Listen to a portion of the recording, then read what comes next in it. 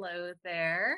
So we have here Benny and Natalie. They are former students of mine for my gallery production course, and they went on to do amazing things with what they learned in the class and have some photos and going to share a little bit of their experience as well. So welcome. Here. Thank you.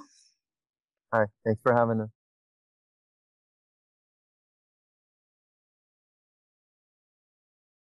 You want me to present your images? Let's do it. All right. I'm so serious in this photo. Well, we were really serious that day. So on the left here, you have the logo that we developed for Greenhut Studio. As you mentioned, we came together as students in your class. That's where we met. Natalie wasn't particularly fond of me in class, but I don't know. She reached out to me after George Floyd was murdered. Do you want to talk about that, Natalie, a little bit?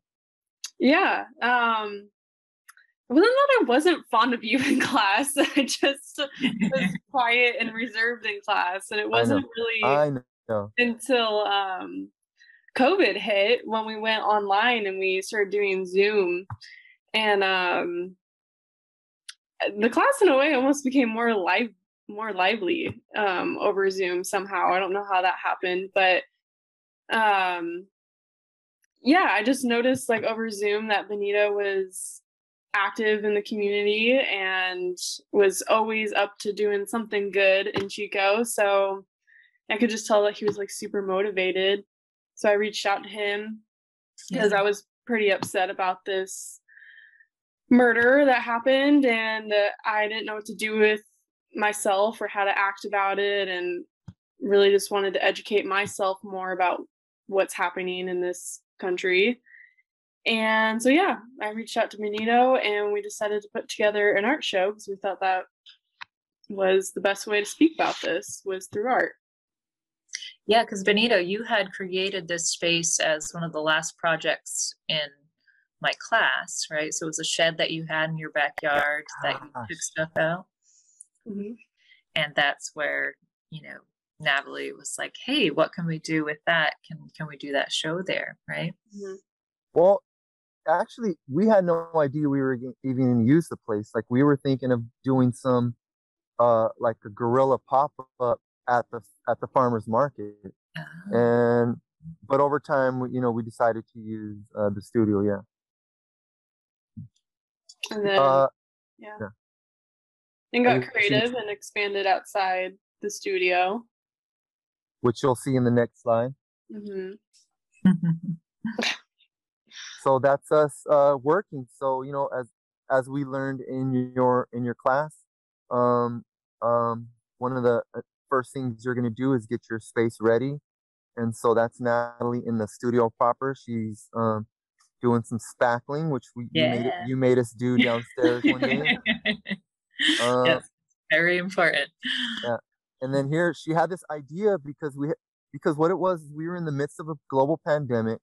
Manca 1078, every place else was closed, and so but we have this backyard space, and so she had did I think an assignment in your class or another class where remember, Natalie, you used these panels before. Yeah, it was actually in Rebecca's class. Yeah. Okay, and so we just incorporated them in the backyard, and so that's us working in preparation for the show. If you want to go to the next slide. And we gave that studio, yeah, that studio got a complete turnover. We painted all the walls. We installed those lights. Those lights came from Restore. Mm-hmm. So yeah, those lights got put in. We repainted the floor. My mom gifted us a nice rug for inside the studio to make it look a little bit cleaner and put together. Your dad did the wheelchair ramp? Yeah, my dad built a wheelchair ramp to make it wheelchair accessible. Awesome. Yeah. And here on the left, this is what patrons, they come to this panel here, and in the middle there's we put out a statement from Greenhouse Studio, just signifying like what we were trying to do in honor of George Floyd. And so yeah, that's like the initial panel that you come upon on your way in. Mm-hmm. Next slide.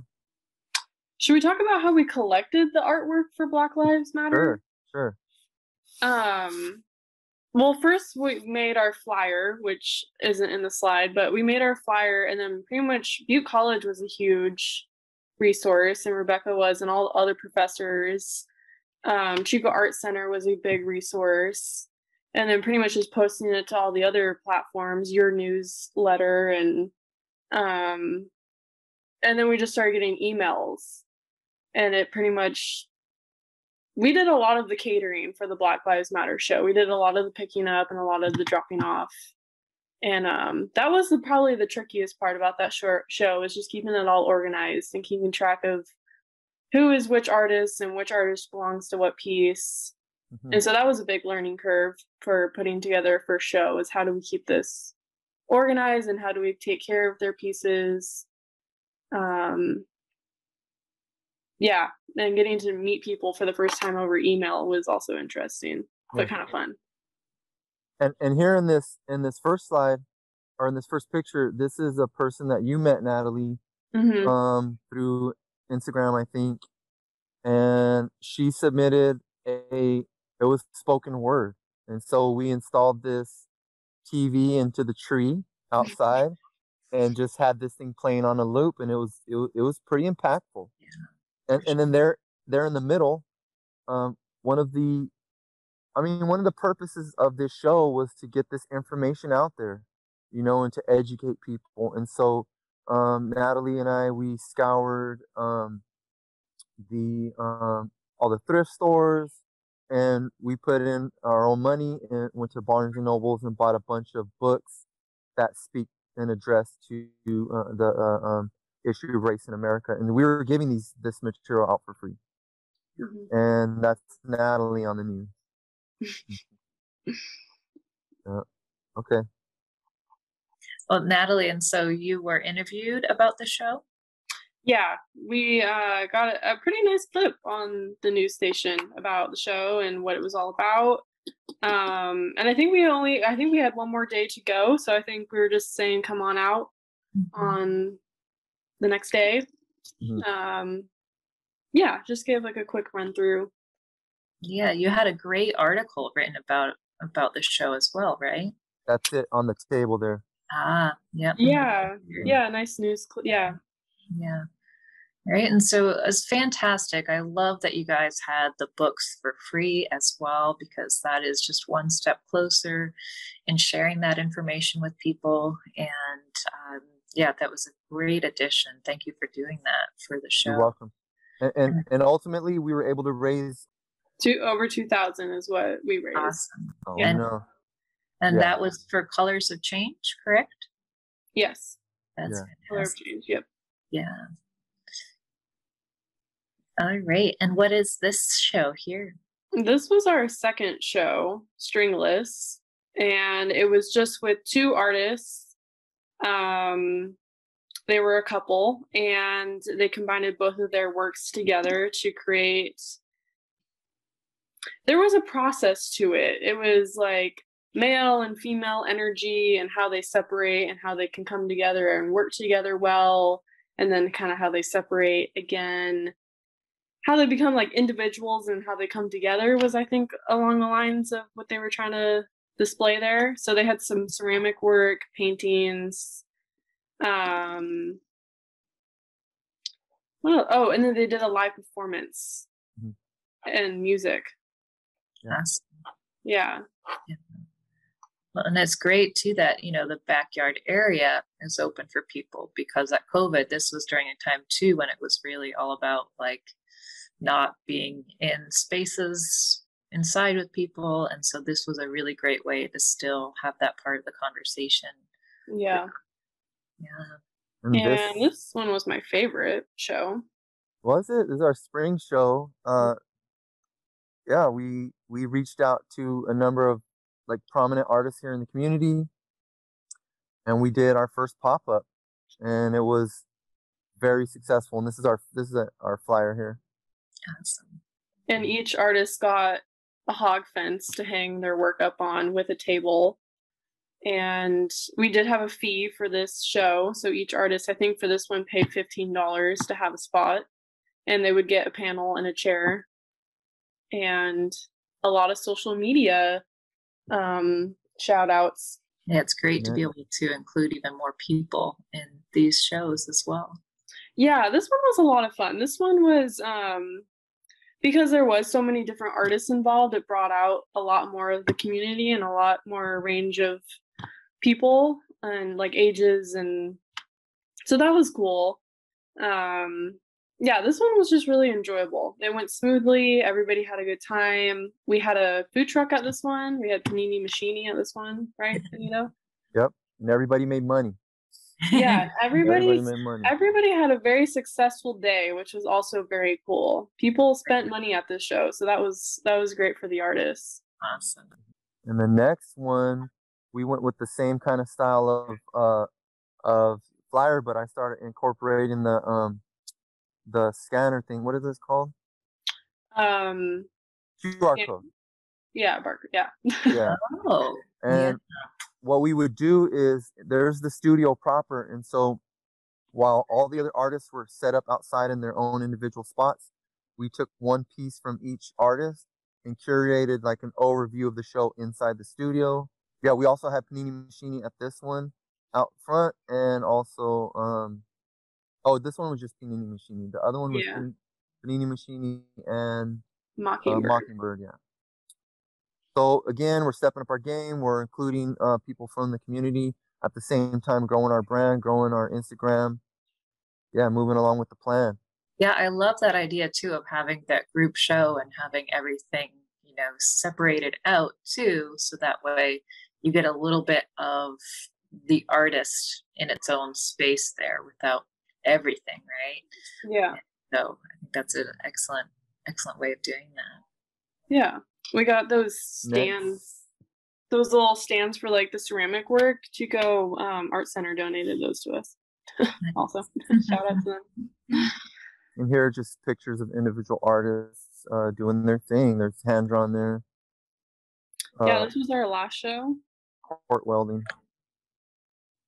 Our last show. Mm-hmm. Yeah, so this one was really similar to the spring show. And then this is our most recent show. We just had this prisoner art show. For this one, we instead of doing it at Greenhouse, we rented space and classed it up a bit, and we had a great turnout for the show. And we also raised $1,000 for the efforts to repeal 3 strikes.